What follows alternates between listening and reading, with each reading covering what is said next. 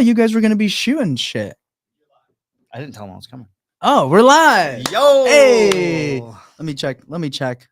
You got to trust but verify. You know. Yeah, because Michael could be messing up. He's not perfect, right? So we have to just. He's check pretty. his He's work. pretty fucking close. He is. He's attention to detail is amazing. Respect it. Dude, I'm pumped for today. So everybody, thank you so much for tuning in. Welcome to another Tuesday segment of the Cash Geeks Network. As you guys know, we always bring the heat, always bring real deal investors. And today, I want to say we have one of the most. Let me try to. This is the most entertaining investor. Oh, stop. Let me put it that way. Second to you. No. The most entertaining. I swear, if you are going to any event in Jacksonville and Ryan is there, correct me if I'm wrong, but Ryan is the fucking man at these events. And it's just because Ryan is him. And I hope we get to experience the real Ryan on the podcast. I'm gonna be me, dude. I'm gonna be honest and But before we get started, Ryan, tell me and the viewers a little bit about yourself. What is Yellow Card? Maybe some stats, not bragging, but we like to tell people that we bring on real deal investors. Yeah. Right. And so we kind of have to talk a little bit about what we've done and who we are. Right. And it was impressive today when Glenn asked you, we went to a meetup today and Glenn asked, like, how many doors are you up to? And how many rentals are you up to now? I think we're at like 64, 65. Jeez. That's awesome, dude. How old are you? 27. Wow. Dude, that's fucking amazing. Yeah. That's awesome. In my head, it's almost like embarrassing how low that number is in my head. Oh, yeah, but that's good. I don't even like and if people are gonna see this and be like, sure, dude, sure. But dead serious, like you ask my wife, like I in my head, I'm so far beyond like the amount of doors and where I'm really at, like in my head, that I don't even want to tell people what I'm at because it's like yeah. So it just, for my own standard, it doesn't apply to anyone else. If someone could come to me like, dude, I got my first rental, I'm gonna be the dude who's like high fiving you, like let's go. Yes. But for me and my own personal standard, it's like, wish I would have done more. But if you want, I can give you and you said you want like a quick little rundown, and give you like a little background real quick and how it started, where we're, where we came from, where we're at, where we're going. Where did Ryan come from? Yeah, man. So, essentially how Yellow Card came to fruition, if you will. Cheers, bro. Oh, cheers, by the way. Cheers, everyone. Cheers. It's 5 o'clock somewhere. 5 o'clock somewhere, dude. So essentially, I was a failing realtor. I say failing. I had no guidance. This is, late 2020. I had no guidance. I wasn't making a lot of money. And I was just like not happy with, I guess, where I'm at in life as far as business. I've always been a really hungry, aggressive person with stuff. And I guess where I was at in 2020 was not, where I wanted to be.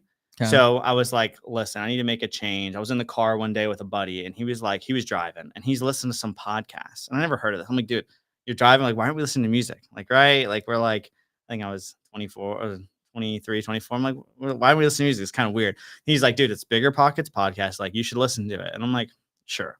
So over the next couple months, mid 2020, I listened to this podcast about, Bigger Pockets. If you guys are watching, you don't know, it's probably the most popular real estate podcast. Absolutely. You get to hear stories from people super young, like doing deals. And I started listening to this instead of music each day. And that like kind of sparked a lot of interest in me because I'm hearing these young guys in my age who are like doing all these deals and crushing it. And like, they don't seem like they're super smart. They don't seem like there's anything special. They just did something. So in my head, I hear that and I'm like, okay, this is possible.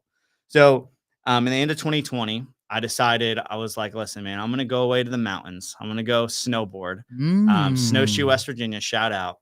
I'm going to rent a place out for like 6 days alone. I'm going to snowboard. I'm going to read the book Vivid Vision. And that's all I'm going to do for like a whole week. So I went and did this and essentially got a super clear idea of what I wanted to do, I literally knew what I wanted my company to look like, sound like, what I wanted my people to talk like, what I wanted other companies to say about my company, my people, like got just a super clear vision for what I wanted. A vivid vision, if you will. Yeah. Right. Yeah. Trademark, not me, but trademark Cash Geeks. Dude, we're trademarked now. Oh, wow. Yeah. I need to update my shit. Dude, let's go. Hell yeah. Dude, wouldn't suspect anything less from you. But yeah, dude. So I left that, got back like I literally think like January 1st, 2021, and started Yellow Card. And my first year, and this is like I guess the numbers part that people like to hear, but my first year was 2021, January 1st. I did about 55 deals. Fuck. Yeah, yeah, Holy shit. yeah, it was good. And I want to say I bought maybe like a couple rentals that year just to get started. I didn't really start buying until 2022 as far as rentals go. 2022 came about, we did 95 deals. Wow. And that was with me solo on acquisitions. I hired my first acquisitions guy towards the very end of 2022, or I guess got him like trade. Like he was actually producing deals towards the end of 2022. Got it. And he's a beast. Shout out Brandon if you're watching. Still Shout with out. me. He's a G. So a lot of that was solo. So this year has been about building a team, solidifying like a culture, core values, and like giving other people the opportunity to make money, crush it, run sales. And so I've kind of taken a step back from that. So this year is about a completely different skill set. Mm. So I still think we're on track. I don't know if we're going to do as many deals as we did last year, but we're going to make at least double what we made last year. So yeah. like you talked about today, like Yeah. deals is kind of a vanity metric, but like the amount of money Yes. you actually make is what matters in the end. Yeah. Because like, ego can get in the way and it's like, oh, I did 95. I need to do 150. Where Correct. it's like, dude, well, if I made blank last year, if I can make more than that or double, and it was, I was able to leverage other people to do the sales for me so I could focus on growing this business. Like that's a huge win. So Absolutely. yeah, that's our focus this year. My goal for the future is I want to get my team scaled to about 20 to 25 deals a month with an average profit of about 27.5. That's our like average profit per deal. How many right deals now. are you doing right now? So the last 2 months have been pretty slow. Yeah, that's true. It's just been, I don't know if you guys have seen that too. Same, dude. But like we went from like, dude, October was going to be our best month. We were literally, I want to say at like 9 deals by like the 12th. Jeez. And I was like, bro, we're about to set a record. Cause I think the most we'd ever done in a month was like 11 or 12. And it was like 9 deals. Like we're about to crush it. Like this is going to be our biggest month. I was telling the boys like we're getting so stoked. And then I went away for 2 weeks to Hawaii towards the end of October. And bro, like from when I left to when I came back, like I think we got like one more deal, but like in a week and a half, we got like 9. And then the rest of the month we got like, I think we ended with like 11 deals probably. So October ended like that. November is slower. Now I think we're at like 5 deals for this month. I just got a text from my acquisitions guy. He should be locking up another one here shortly, hopefully. So what's the address? So yeah, the last couple of months have been like, you can tell it's like tapering off as far as it's becoming slower. So it's kind of frustrating for me. So I've been like way more obsessed with everything, like in the office, way longer hours, like just kind of like going ham and using this time to like not rebuild, but like build a super strong foundation for my sales guys. So that when January 1st comes, that like we're like kind of like going hard. So yeah, the goal is to be to do about 20 to 25 a month with like my small team of 3 sales guys right now. I was just about to ask, what does the team look like right now? 3 sales guys? Yeah, so we have 2 closers. Okay. Whose job is obviously to like nurture a deal to all the way to contract and then gets past the transaction coordinator. And then I just hired a follow-up specialist who's like a junior sales role. He's an absolute beast. He's really, really good. And his job is to just revive older leads. Yep. So you know what it is. Where you can heat up the water a little bit. Once it's hot, transfer it fresh to a close it or close. Yep. So that's been a really good addition because I noticed like my closers were getting bogged down with like pointless follow-up with people who weren't interested, dealing with the colder stuff, a lot of the SMS like callback leads that are just like going to yell at you anyway. Yeah. So they've been able to push a lot of that onto our follow-up specialist, Ryan. And like, he's been super good at just vetting out, saving the closer's time. And he's really good at vetting out and finding interest. And that's pretty much his job. So I'm trying to scale these 3 to 20 to 25 deals a month total at an average profit about 27.5 is that's where we're going, at least for the short term. Yeah. Like I want to hopefully start hitting that in 2024 and amping up marketing and doing stuff to try to like align to hit that goal. But it's a little disheartening, like just being honest, like seeing November kind of slow down a little bit. It's absolutely. Like, so it's just like a mental shift. Just gotta be strong. That's business. Like, yeah, I think it's funny because like everybody in this industry, I got into the game in 2015. So it was a common thing for shit to slow down during this time. Yeah. And then after like COVID, it just never slowed down. Yeah. And so people who have gotten in after COVID never have really experienced like the dip of November, December, January. Yeah, and You I'm know what I just mean? learning that. Correct. I'm starting to think it's all about like me. Like I like to internalize every problem. So if there's a Right. problem, I'm like, okay, it's me. It's Yes, my yes, yes. marketing. Yep. I can't blame it on anything else. So and I'm still doing that. Like I'm not making an Yeah, excuse. yeah. But it is like comforting to hear that this is actually like a normal thing that happens, I guess. Right, So right. it does make me feel a little better. Like, okay, that means we're following a normal trend, then if I Correct. keep doing everything constant and keep making my guys better and keep my Yes. marketing at where it is, then it'll eventually be a Right, jump up. right. Now what I do think is, which you're, you know, on the right trajectory when you're saying like right now is the time, even though the deals are a little slower and volume is lower, right now is the time to be staying in late, building that foundation, taking the time Yeah, to, you know what I putting the mean? work Like, in. correct, putting in the work. And because if not, what happens is you start that on January 1st, then you're Yeah, fucked because you've exactly. built no momentum. You Yes. know what I mean? Like most people are like, oh, I'll wait till the first of the year.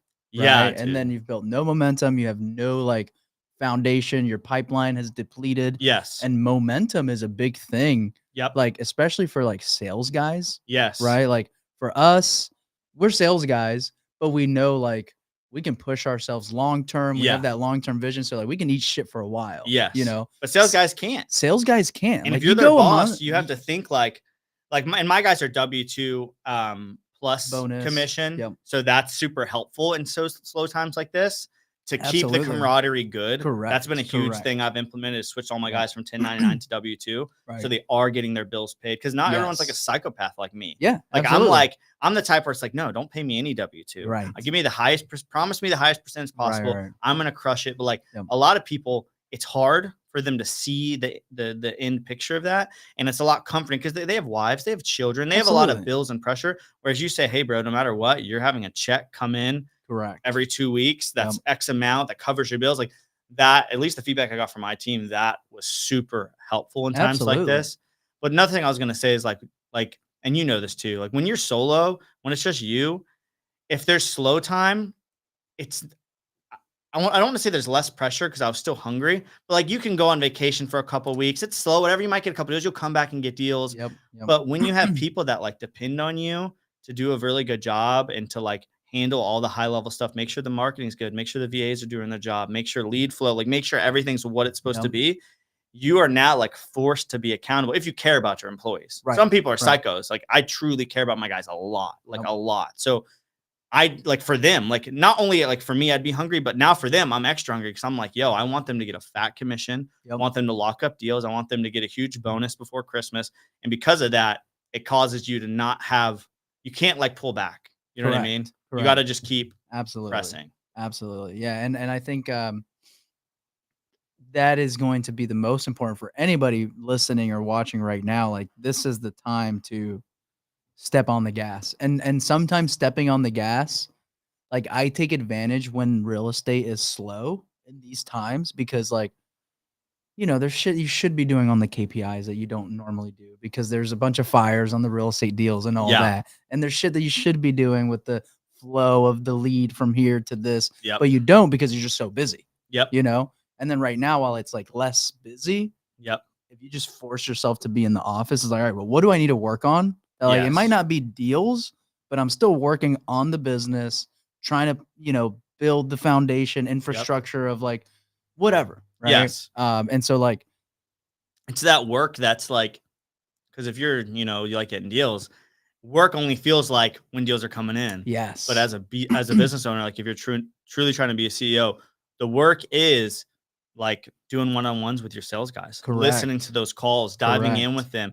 making them set goals for themselves, setting up a Yes. team goal, and doing all the stuff that doesn't feel like it's doing anything, but really that's the stuff that lays the foundation. Or even like team days where like your team just hangs out together, like building that culture. You don't see an instant ROI on that, Right. but it's that like I think groundwork. That's what I mean when I'm like saying I'm laying the foundation. It's just stuff like Yes. that where I'm pouring into Yes. the team and helping them grow and helping them just get better so that when the faucet's back on, our net is cast as wide as it possibly can be to catch every possible opportunity. Yes. No, I love that, man. And it is important. Dude, for us, sometimes when you do like some company culture shits, like some things aren't immediate, but some things are immediate. Like we did a book club and like we just started a book club in the company, Dude, right? sick. And it just What book like did you start with? we started with 11 Rings. Oh, I've never read that. Yeah, really good. Perfect for team building Yeah, book. yeah. You know what I mean? It's Yep. just perfect. Um, and so started off with that book, and we were gonna do like a 30-minute powwow to just review the chapters that we read. Yeah, yeah. Dude, we ended up like talking for like 3 hours. So It was just the sick. team just like breaking down. We pulled out the whiteboard, talked about our biggest takeaways, and like got into like life and how like Yes. certain things, because like a lot of people, well, everyone on the team was with me when we were like 30 people deep, Yeah. and like I've never really talked like the talk that I did at your meetup. Like the team has never heard that, Yeah. so They it haven't kind of seen that vulnerability. correct They haven't seen that side of you. exactly, and so those talks started happening because of the book club and shit, and so it just went into all that. Helps them get to know you too. Exactly. Because I think like a lot of Yes. us assume, me as a CEO, I just assume like my guys know me. Yes. But like I think it's truly those moments where like you're diving in with each other where they really like get to know you and your character and get bought into what you're doing. Correct. You know what I mean? Absolutely. And character is huge. Like it's funny because like one of my guys, um, we were talking about how like during this whole thing, like ego is a big thing for me, and I didn't Yep. even know it was. Like I thought I was the least egotistical Yeah, dude. yeah, You yeah. know what I mean? Yep. And for some things I am, but like I didn't realize like anyways, so I talked about how like, dude, there's a lot of people in this industry right now that are like getting divorced. You know what I mean? And I'm Horrible. like, and I told the team, like, I will shut this off. I will shut this whole thing down before I get divorced. Oh You know yeah. what I mean? Oh my And just telling gosh. that to your team lets them know where my values are Oh yeah. and like makes them love me even more. Yeah. Because they're like, dude, Jesus, like, he's a man. He's like, he cares less about bullshit, Yeah. cares about his family. If he cares about his family, then that means he cares about us. And you Yeah. know what I mean? Just shit like that. And so like that was just really good. And one of my guys came up to me after I said that, like later, and he was like, "Bro, when you said that, I was like, I know I'm at the right spot.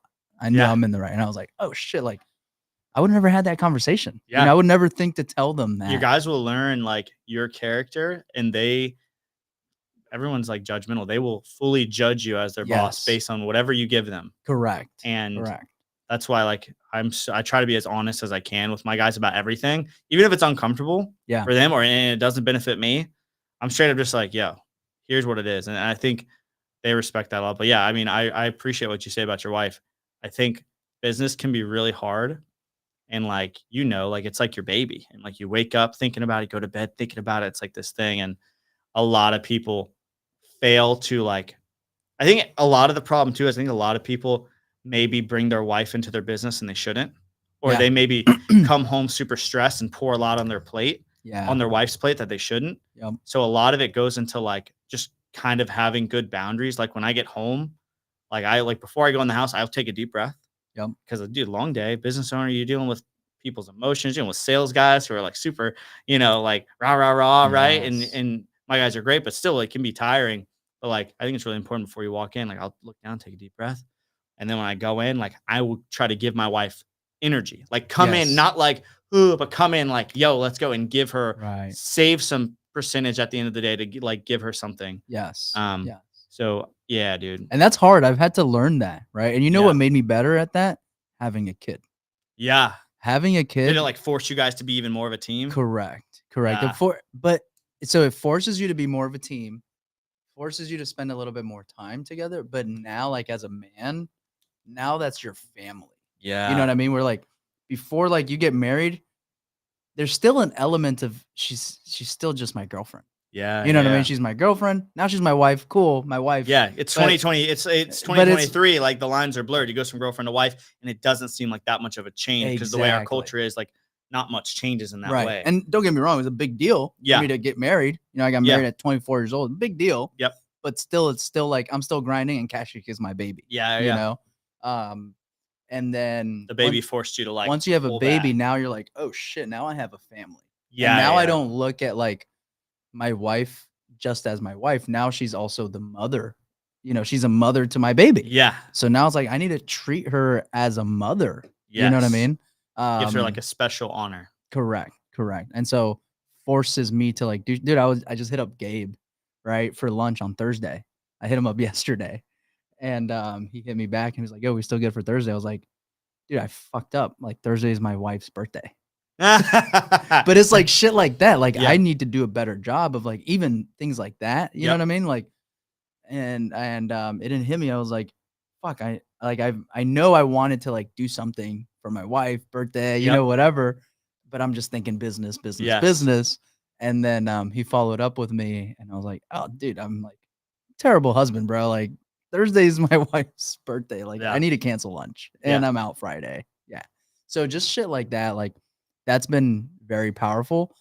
And having talks like that in the office with your team, you know, you want to be cautious with spending too much time talking about, you know, non-work related shit. Yeah. But at the same time, like when those do They happen, need to know where you stand on things. And they need to Correct. know what you value. Yes. And they yes. and a lot of that's not even going to be what you say. It's just going to be how you are, yes. how you act. Exactly. You know what I mean? Because we can say one thing and act a different way. Correct. They're watching you with your phone calls. They're listening to you talk to, you know, Yes. everyone. Yes. Right. And Yeah. making judgments like that. So yeah, it's important. So I'm curious, man. So you were in your buddy's car and listening to Bigger Pockets. So was it like the Bigger Pockets podcast is what introduced you to like, because you said you were a realtor, Yeah. then you went away, and then you came back and started Yellow Card. Yeah. So like, where was that like bridge of like, shit, I want to start real estate investing, wholesaling, buying properties, rentals. So my interest, you know what I mean? my interest was peaked from listening to the Bigger Pockets podcast. Got it. But I was doing the Okay. realtor stuff at the same time. Got it. And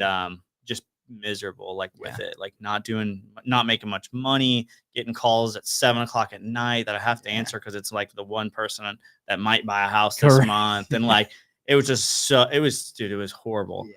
So that kind of like piqued my interest even more into the real estate stuff. So I already had an idea I wanted to do it, and then I was like, listen, I'm gonna go away, I'm gonna read this book, I'm gonna come back with some type of plan. And I came back and was just like, Yellow Card Properties, let's go. Yeah. Hell yeah, man. I think that one of the things that people don't do that I think you did freaking phenomenal, man, is work on your long-term passive income and your active income. Yeah. A lot of times, like I find that challenging, right? Yeah. I've always, I mean, I look back and fucking kick myself in the ass for it, you know, Yeah. but like I was always just telling myself like, no, like rentals are a distraction, right? Buy and hold will be later, right? Yeah. I'll retire later, like whatever. I need to just focus on making a shit ton of money and active income, and any money that I do get, I'm pouring right back into active income, whatever, right? And so I think one of the things that you did that I wish I would have done is just like buying rentals. Yeah. So how do you like manage that while, you know, you have your sales guys, you have your beasts, you need to feed the beast, Yep. right? Yep. But at the same time, you're buying properties that, and you know, I'm just interested in your model because like long-term rentals don't make money right now, you know? Yeah. So like, how do you pay those guys? Are they all just like refis and you have to, What do you mean? How do I pay those guys? like, do you pay them off of like refi numbers? Oh, my sales guys? Yeah. Or do Yes. you like, is that totally separate than from those leads that you get from your acquisition? No, so team? It's all together. It all flows to my sales guys. Okay. And essentially they get paid a percentage of gross profit on flips, wholesales, double closes. And as far as rentals, we just denote a flat value of 15,000. No matter what the rental is, it's worth a 15K. Their commission on 15K. Yeah, split. so they get a percentage off that 15K. No matter if it's a great rental or a bad rental or a break-even rental or a crush rental, it's no matter what, it's off of 15K. So they have a normal incentive to lock them up. And then as far as the balance, I mean, what got me excited about real estate initially is the idea of like a bet into my future. Like I read the book Rich Dad Poor Dad like in 2020, early 2020, and that's what kind of like blew my mind And the core idea of the book, I know you've probably read it, Yeah. but a lot of the viewers, I don't know if you've read it, but essentially like it teaches you how rich people think about money and how poor people think about money. Poor people buy a ton of liabilities, which is defined as something that takes money out of your pocket each month. So car, personal house, a boat, jet ski, all these things that each month money goes out of your account. And then assets, which is the opposite of that, which is something you buy, whether it's a business, whether it's a stock that pays a dividend, or whether it's real estate or rental, whatever. That is an asset is something that puts money in your pocket each month. And so I love the idea of buying assets and growing basically my monthly income through assets to pay for if I wanted to go wild and buy some crazy liability. Like if I want to buy a Lambo, it's like, okay, a Lambo equals, if the payment's $1,500 a month, that equals, 7 rentals or whatever it is, right? Yep. So then you just get those 7 rentals and now you got a Lambo and it's a break even each month instead of, or you don't buy a Lambo, obviously you get that passive income in, put that towards, another rental or whatever and let it snowball, which is what I've been doing. When are you getting a Lambo? I will eventually get a sick car. Dude, your boy had one the other day at the meetup. Yeah, he did. He did it like a super smart way where like he like took some course and he's like barely gonna drive it and like he's doing it all smart. I would never do that.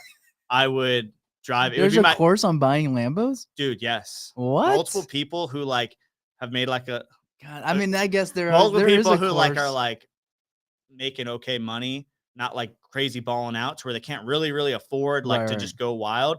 You can like basically there's like a course where you like can learn how to buy a car. You like have to buy the right car at the right time, only put X amount of miles on it, buy a certain spec. And like it's for Lambos, it's for like Rolls Royce. I know a guy who did it with a Rolls Royce, but they do it with all these things and they do it through a certain bank and finance it over like 10 years. So that the payments, so they have this like whole crazy strategy. I wouldn't do any of that. Yeah, I wouldn't do any of that. Yeah, if you're gonna buy a Lambo, if I can ball out. Yeah, it would be like, no, I'm buying this, I'll beat it up. I don't care. Right. I don't care about stuff like that. So if I ever did get something nice, I would totally trash it and just have fun and not care. So I wouldn't do it that way. But I don't really want anything like that right now. Right now, it's about building a good foundation. I want to get to about my goal initially is to get to like $50K a month free cash flow from my rentals alone.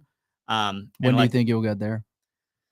Honestly, it's hard. I was calculating it the other day where I'm at right now. I'm at like, I want to say like 18 or 19K. Like say like I paused my current portfolio because we have like, 7 that are still in hard money that we're refining. We just closed on one today and one a couple of days ago. So let's say if I pause the beast, the rental side, once that's stabilized, it would bring in about 17, 18K a month in free cash flow. So to get it to net. Yeah. Oh, wow. That's like after management fees. That's after like CapEx. That's like all that. But yeah, so to get to 50, right now, I basically tightened my buy box on my rentals because I did an audit. I was saying this today at the meetup. I did an audit and like some of the last couple rentals I bought, like one's like negative 150 a month. One's like making like there's like 3 or 4 making like $40 a month, like net cash flow. And so it's like that's horrible for me. And I guess the interest rates went up and I never reanalyzed. That's one thing I suck at too, is like the nerdy stuff where you dive in, but it's necessary every once in a while. So yeah, man, I think. What do you do with those deals? Do you just what do you mean? Keep them and just, or do you like sell the bad ones or what? So that's actually when I did my kind of audit, it was like, I basically pushed for a rent raise on a couple of them. On a couple of them, I stopped the refi process in the middle of it. Got it. And was like, we're selling these. Sell it. Yep. There's one we had to like, dude, we bought the thing for like 150. It rents for 1990 and the ARV is like 260 or something stupid. And it needs like 25K. And it's been sitting on the market for like 3 months at 1990 a month, like waiting for a tenant.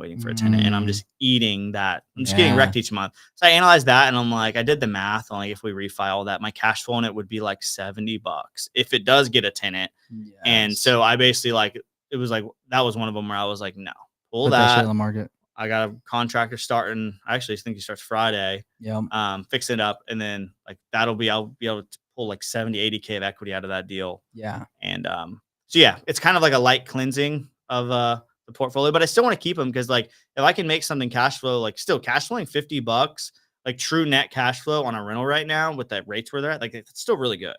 But like standard, most people it's either break even or negative. Well, I think most people only talk about cash flow.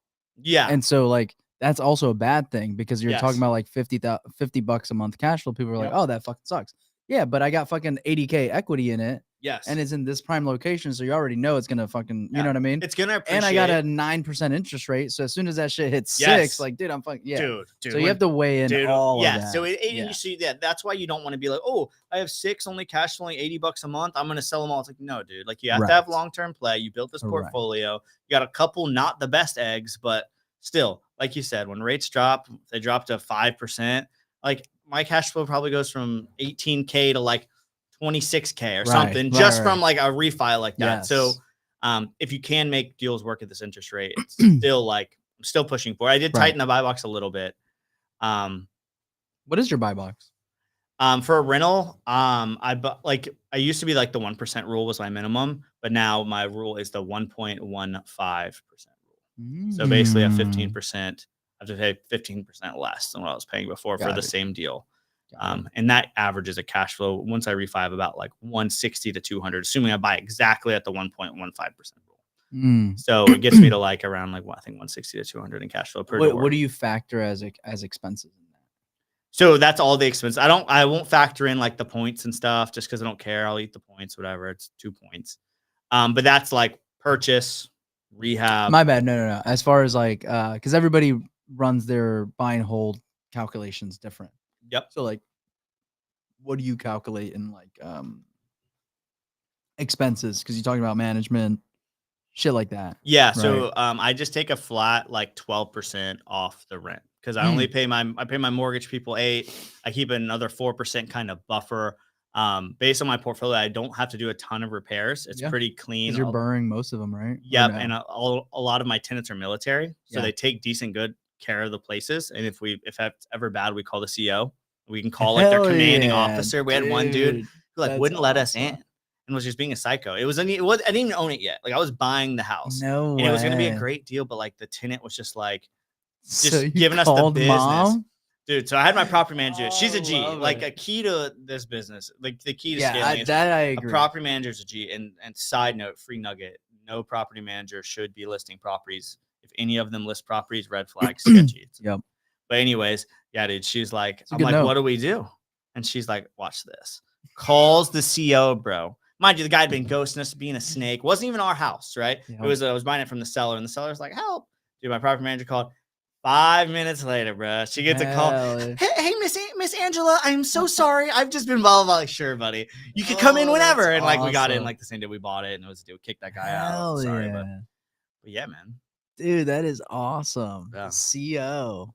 Yeah, dude. So that helps like making expenses on each property a lot easier. Yeah. And like everything I'm buying is like 1990s or newer for the most part. Oh, hell yeah. Yeah. So on all of it's on city. So 1990s or newer, concrete foundation, city. The only thing that's part of. So let's get into the buy box. So city water, city sewage. That's what you mean, right? Yeah. City water, city sewage.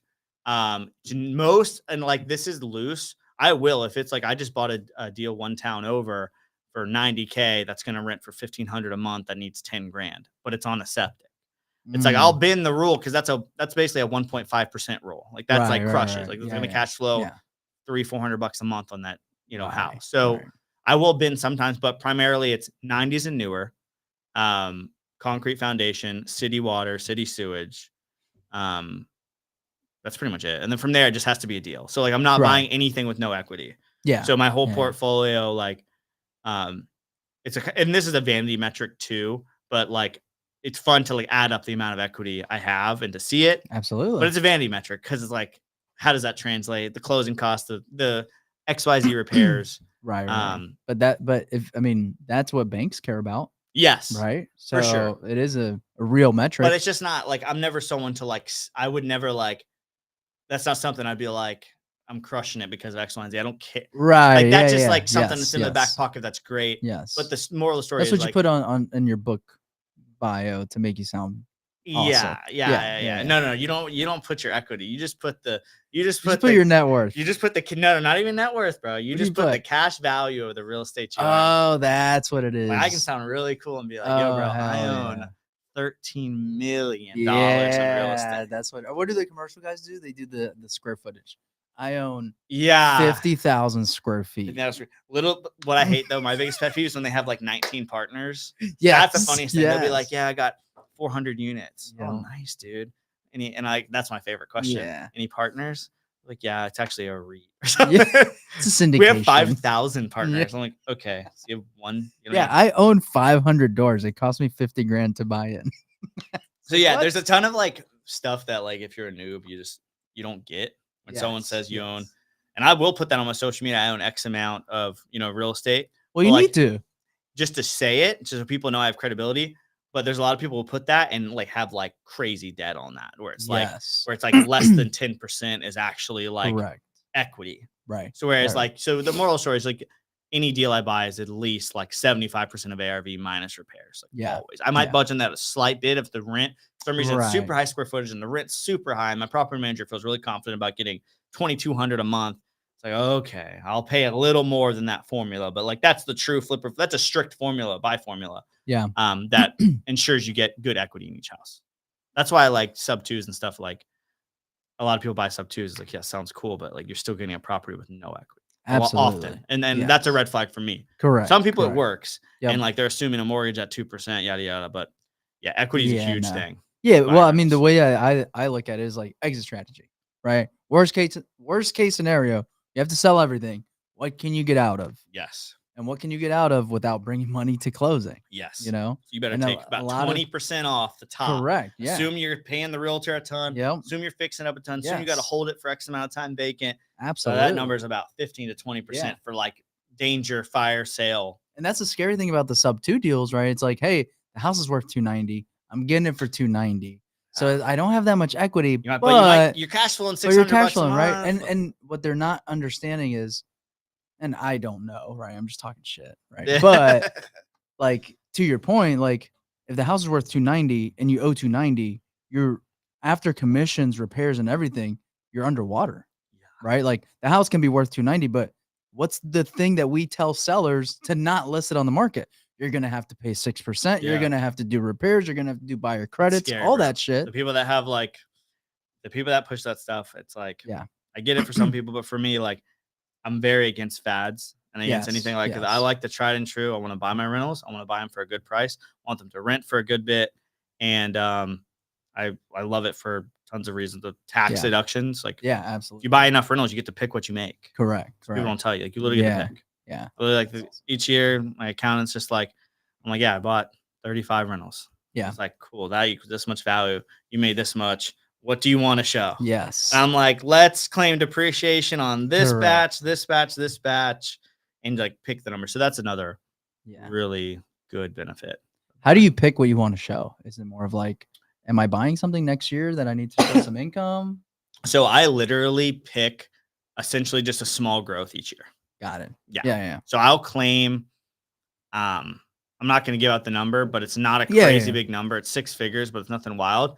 And then each year I just say I made a little bit more than that. Essentially, that's what I depreciate down to. Yep. Just because that shows the banks, hey, the business is growing. Yep. But it's not showing the banks that the business really went. Correct. And Correct. Not showing the banks, but having to pay taxes, showing the IRS, all Showing the that, and IRS, not claiming right. any depreciation and just getting wrecked. Because with banks, I mean, you can show the IRS one thing, and then you just, hey, banks, I'll do a bank statement loan. Like, look at my P&Ls. Like, yeah, the bank statements are, yeah. Shout out Jeff Weller.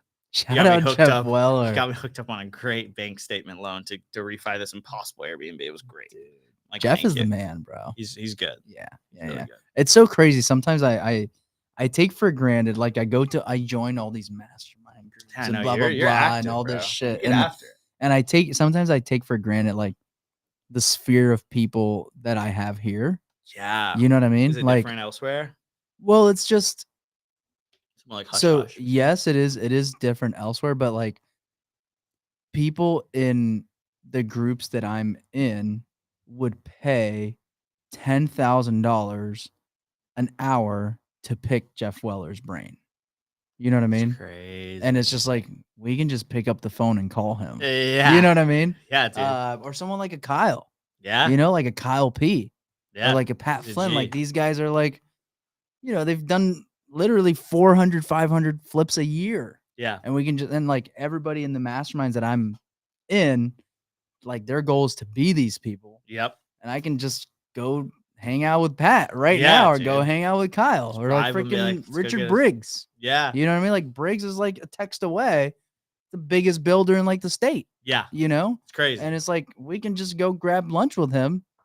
I mean, but so like sometimes I take that for granted for sure. And Yeah. people like Jeff, like every time I talk to Jeff, he's like, yeah, I'm like, I'm building another 5,000 square feet in my personal residence. And I'm like, oh Yeah. shit. Yeah. Yeah. Like, dude, Jeff is like, Jeff crushes. yeah. I love Jeff too. And one thing I love about Jeff, dude, is he is innovative.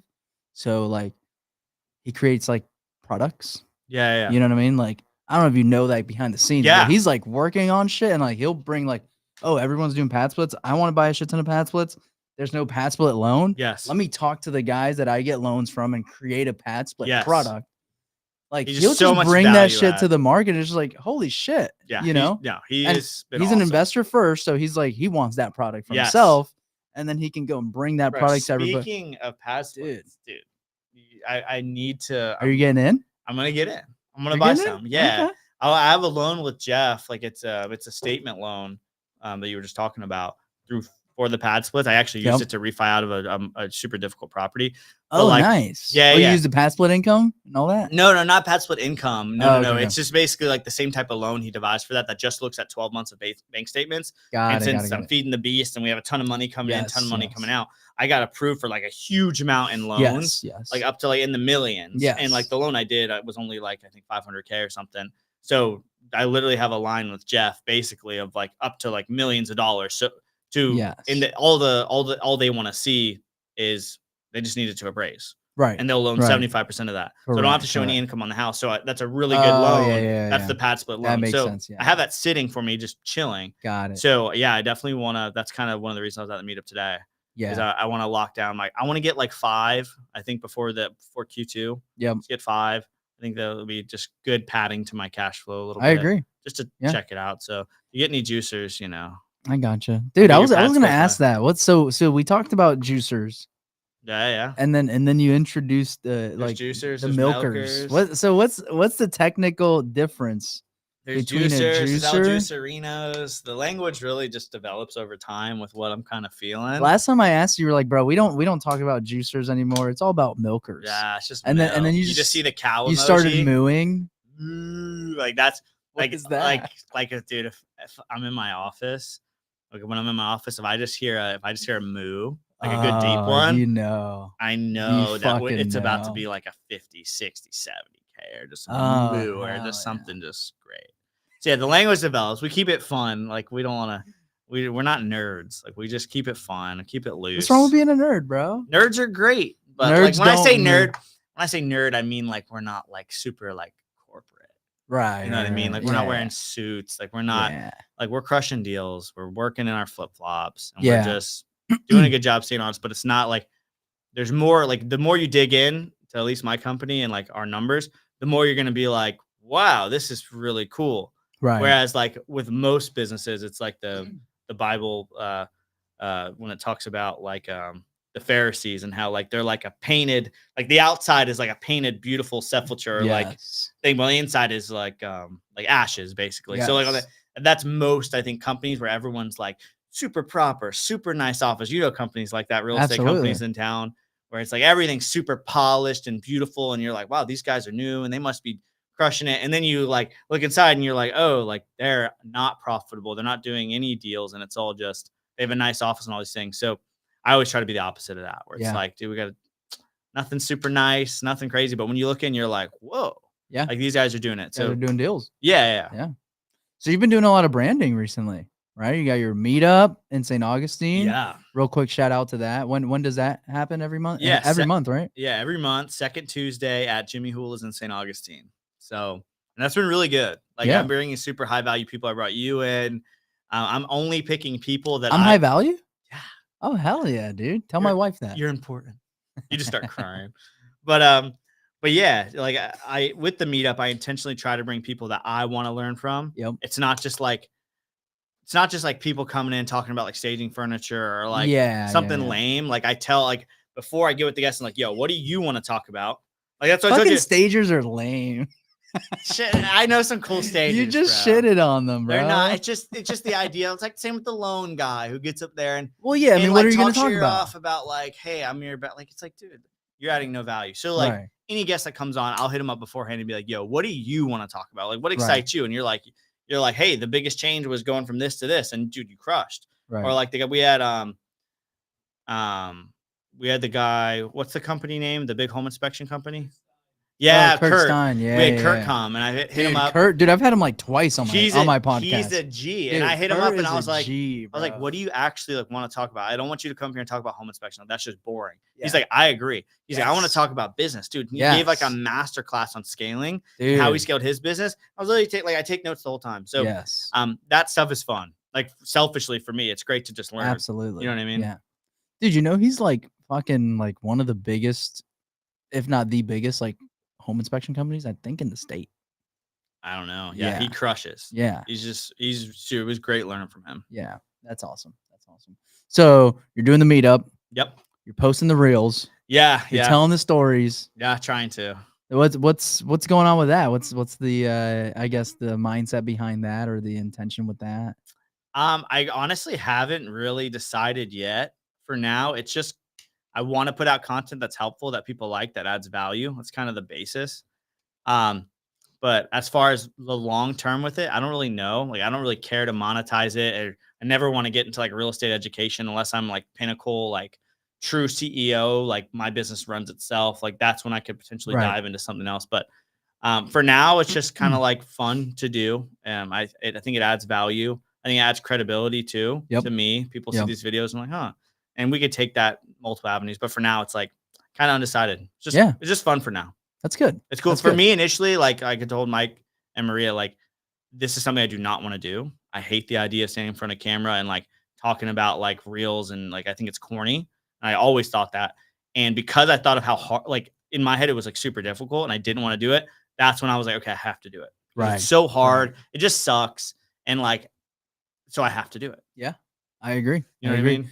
And to be honest, bro, like fuck everything else. Like as far as like monetizing and all that shit, like people ask me all the time, like, oh dude, how many deals do you get from your pod? Like I've been doing a podcast for 4 years now. You know, it's like, how many deals do you get from the podcast? Like, oh, is it worth it? How many viewers are you getting? And I'm like, I'm the worst person to ask about any of that. Yeah. You know, but everybody sees my podcast and they're like, bro, like, let me I want to pick your brain. I'm thinking about doing a podcast. Let me pick your brain on like, you know, and like I tell them straight up, like, I'm probably the worst person to ask about a podcast because I don't care. Yeah. Like I do it exactly what you're saying. Like I bring the people that I want to interview, I want to have a beer with, you know, shits and giggles, and just like fucking talk shop, add value to the community, be ourselves. And it's fun. And that's it's not it. like this like correct. And if we just do that and I'm consistent with it, which I have been,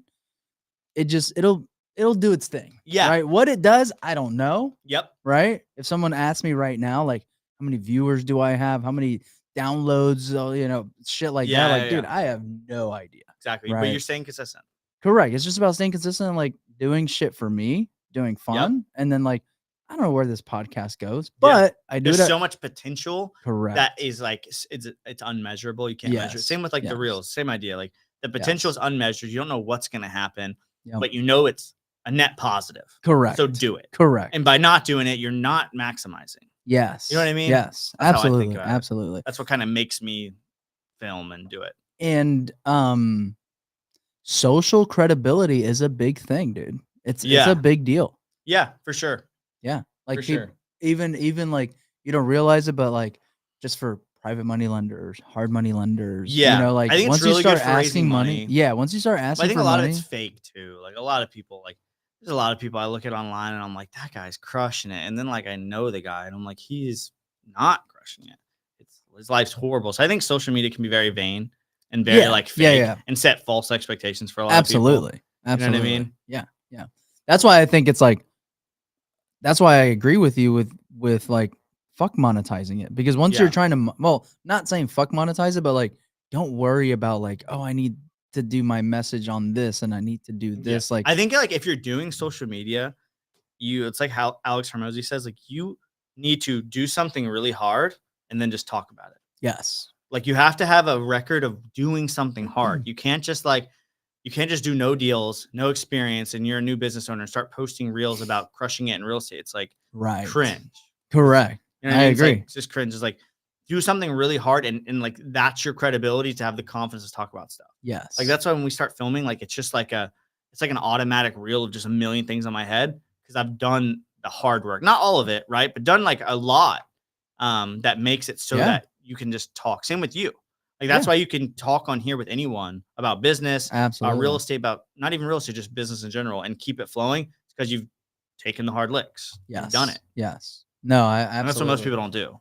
Yeah, and a lot of times, dude, like you don't realize, but like for example, like the reason why I'm in this building, in this office, is because I happen to have the owner of the building on my podcast a month before he bought the building. Yeah. And we were just talking on the podcast about the building and whatever, and that just like after the podcast turned into like, yo, why don't we look at the space and blah blah blah blah blah, and then like boom, this happened. And that's the unmeasurable potential. Correct. Yes. So I love that.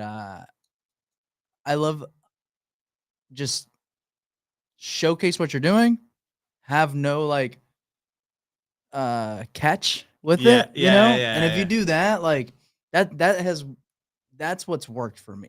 Yeah. Right. And like my branding has always kind of been in a way you've like been crushing it for years on branding. Yeah. Well, dude, my first Jack's Re event I ever went to, Maria was there, shout out, and so was Mike. Dude, real quick, shout out to Marketing Bull. They're behind all of my marketing, the podcast and everything. They do all my videos. Of Ryan's marketing. And they're good people. Yeah. I don't spend time with people who suck. Yeah. So I pressed them a lot, like when early on, just to see, and like they just were so cool. Yeah. So no, dude, it's awesome. I get to sometimes I'll like, I'll go speaking at events. So Mike will come with me. Yeah, dude, it's just me and Mike broing out for like 3 days straight. Right? Dude, it's fucking awesome. We did one day. We were supposed to film together, and we just sat and talked like at a booth for like 4 hours. Yeah. I was like, at the end, I'm like, all right, well, we can't film anymore, but that was great. I told my wife, I'm like, I had a great day. She's like, what'd you film? We filmed a couple, though. We kind of just hung out. Yeah, great. I love it. But yeah, man, I've just been branding, and like my branding is like, I have no intentionality behind it. I don't know if I'm gonna be a guru one day. I don't know if I'm gonna whatever. But I know that I need to be relevant. I know I need to be in front of people. And I know that I don't want to look like an educator. I know that I don't want to look like a fucking liar. I don't want to. Huge part of that is you being vulnerable. Yeah. You've been, which is sick. Yeah. That was super eye-opening at my event. I was like, dude, it was like, it made me respect you a lot. I appreciate that, man. Yeah.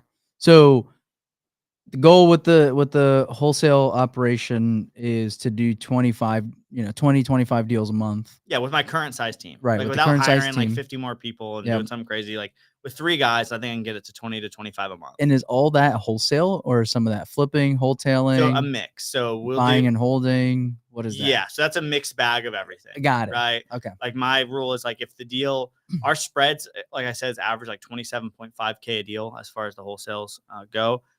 So anything over like 20K is a double close. Yep. Anything under 20K, we'll just do an assignment.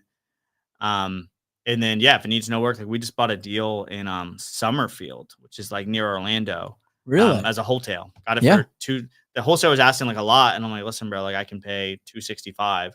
Needs just carpet clean. We're going to relist for $349. Yeah. So we'll buy. That's a mixed bag of everything. Yeah. Got it. Okay. Yeah. I want to get like ideally be like steadily getting like 5 rentals a month. Maybe think if it was 20 active deals and 5, cash flow and rentals a month would be like the deal. Are you finding yourself having to leave money in the rentals with the refis and shit like that? I'm purposely now leaving money. Like we had to cash flow more. Yeah. Like we have multiple rentals set to close this week. And one of them I owed like 110 and it appraised for way higher, like 230 or something crazy. And they it already has a tenant, but they'll loan 75% of that. So I want to say it was like 160 or 170, something like that after cost. But I was gonna get a check for like 50K. And I did the numbers based on what the new mortgage amount would be. Mind you, I get a fat check.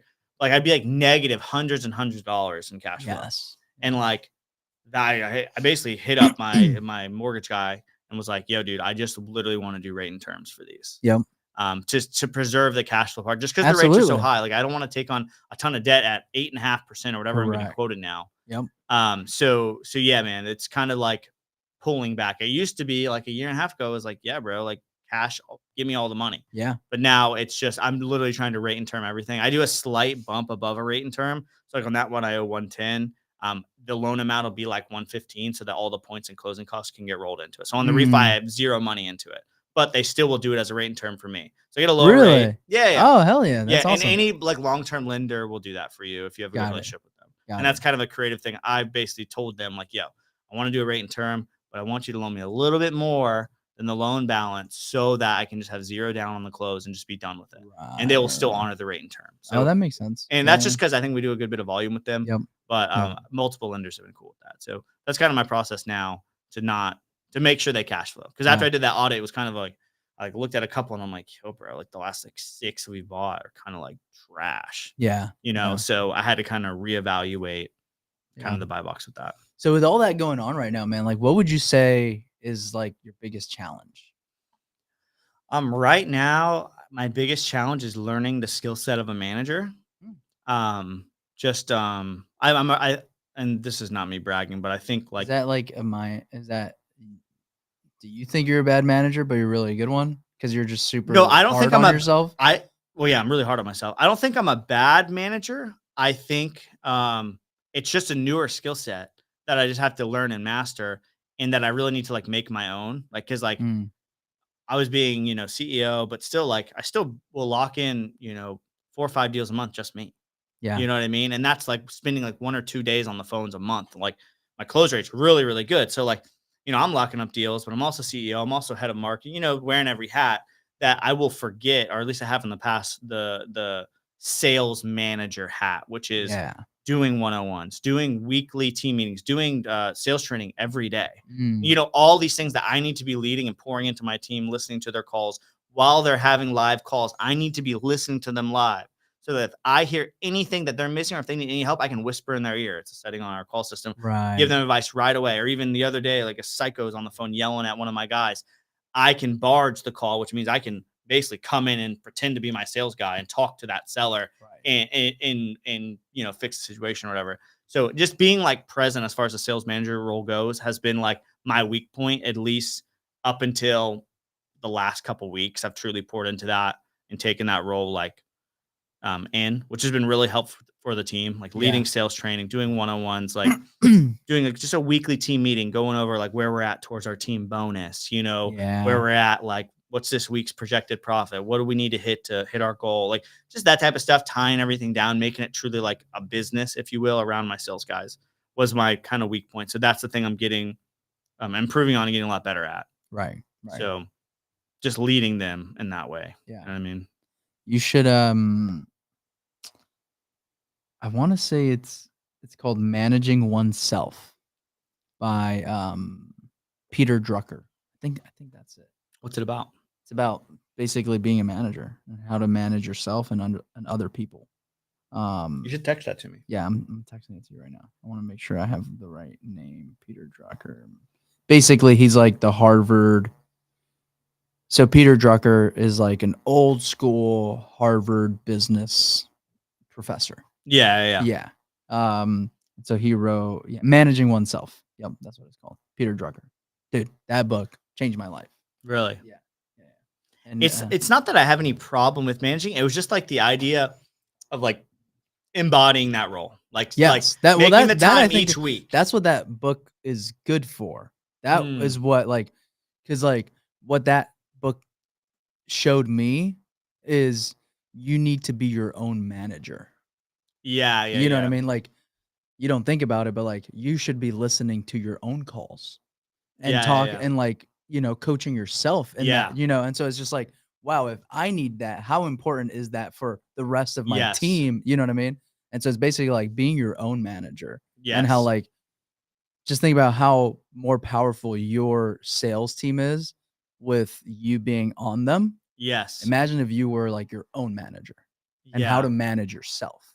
Basically, that's what that book is about. And it's like, oh fuck, yeah. Reminds me of the parable when it's like, how different would your life be if there was a film crew following you around 24/7? Oh You know what I shit, mean? Causes you to really look within, dude. like 200 IQ. Oh It's like, man, man, I'd be getting up an hour earlier for the that's true. gym. That's true. Maybe, Yeah, yeah. That's why I have Marketing Bull, bro, following me everywhere. It's accountability. Yeah.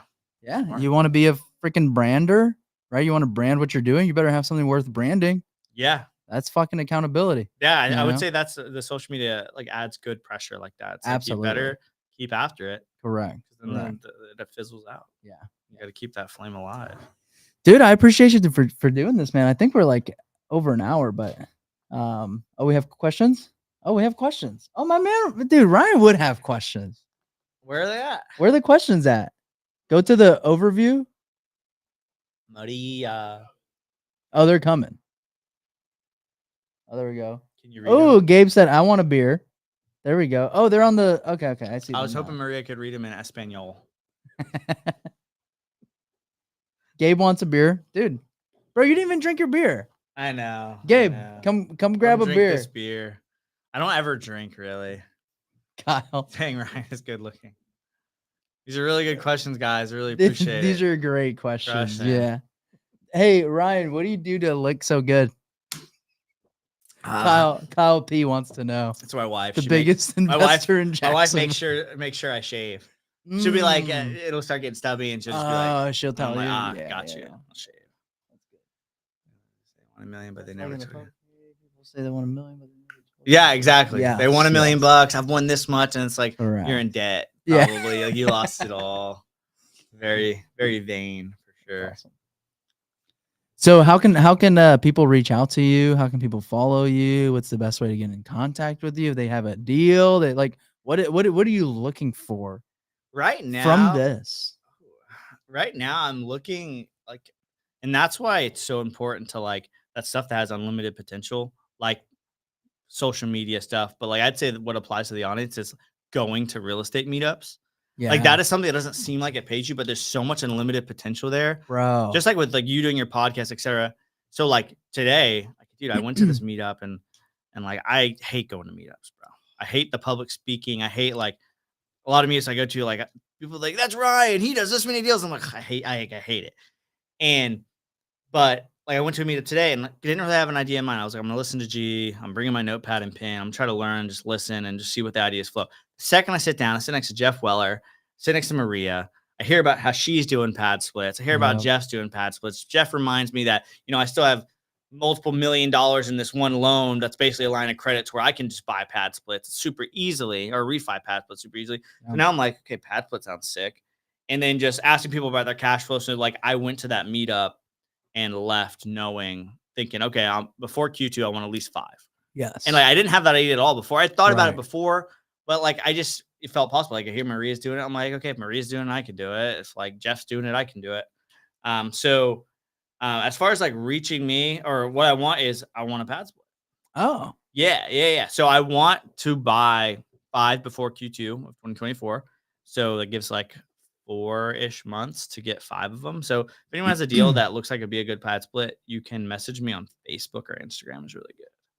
Hell yeah. Yeah. Dude, I agree, man. I feel like so many people underestimate the power of local networking. Yeah, but don't be like a nerd. Like there's a lot of people that at the meetups that like piss me off. And what they do is sorry. What they do is, I see it all the time. I could call it specific names, but I'm not going to be a menace. But there are people who come to a meetup, they wait till it's their turn to speak, and then the second they speak, they like walk out. Like we all hate you, or at least I do. I don't actually hate you, but like it just shows that you are there to take, and like you're missing the whole point. Like you're coming, say, and then it'll be always an advertisement. Hey, I clean houses. I'm gonna leave. One psychopath came in. And he was a mortgage guy, not going to name names. Comes into the Whitey's meetup. And mind you should go to meetups to meet people at the end and try to learn and try to just be respectful. Dude comes in late. Okay. He's one of the last people to speak. He probably has another 10 people, right? He would have to wait another 5 minutes. He goes, hey, my name is blah, blah, blah. I'm a mortgage loan officer. I got cards. And looks at 2 strangers who he's probably never met, hands them half the stacks like, hey, can you pass these out for me? And the people are just like, what?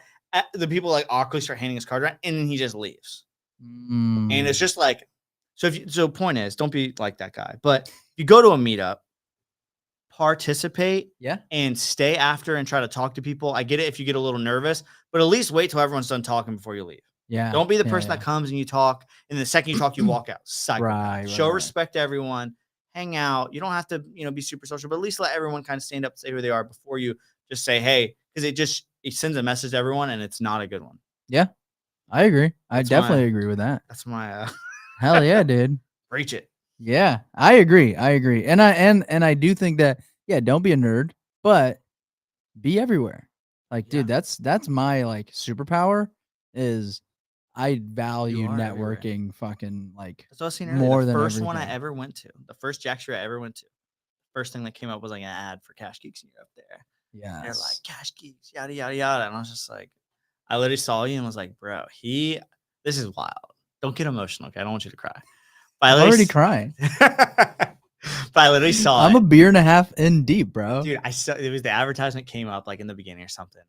And it wasn't like an ad, but it was like your face. You had clearly paid. It was a I paid pay. sponsorship. Yeah, I'm a thing. sponsor for the Rio. And it was a video, and you were like a young guy, and I don't remember what you said. Something about Cash Geeks, doing wholesale deals. Super cool. I literally saw you, and I was like, that guy is a beast, bro. Hell And then yeah. who would have known? Who would have known? 2 years later, we're sitting here like There you ears go. just talking. Dude. Isn't that crazy? Yeah, man. I'm just a normal dude. I know. I just happen to post a lot. I know. That's it. No. You crushed, dude. But yeah, man, like, dude, networking is massive, bro. Because you can't do the same form of networking in social media. You reach more people, Yep. but there isn't that one-on-one. And that's what I suck at. There isn't that suck like at networking, bro. Yeah, yeah. You crush. Oh, networking dude. is like, for me, I just try to be so authentic that it feels fake, even though I know it's not. Yeah. That's a limiting belief. But for me, it's so hard to like see the value in it. Yeah. Even though every time I go to a meetup, I get so much value. It's like this horrible thing. Yeah, and that's why like I join all these mastermind groups, bro, because like it's part of that. And you're forced because you pay money, so you like feel like you have to. Exactly, dude. So you have smart, to monetize, right? So and smart. we actually just bought a flip from this guy in the meetup, and I'm not in the meetup, in a mastermind that we're in. Really? We were like questioning because you have to rejoin every year, right? Yeah, and these masterminds like 20 grand, 30 grand, right? Yeah. And so every year at the end of the year, all the masterminds come up and they're like, hey, it's time to renew. And you're like, oh, fuck, which one am I going to join?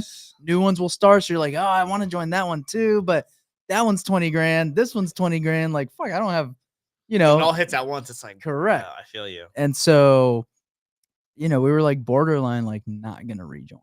And then like day of like my last expiration day, I was like, oh, wait, we did buy that one deal from this guy. And then we did sell this deal to that one guy that I met from this group. And I'm like, fuck, I've made like 60 grand from that group. It's like, all right, fuck, I need to rejoin. And then so we rejoined. And then you got a deal.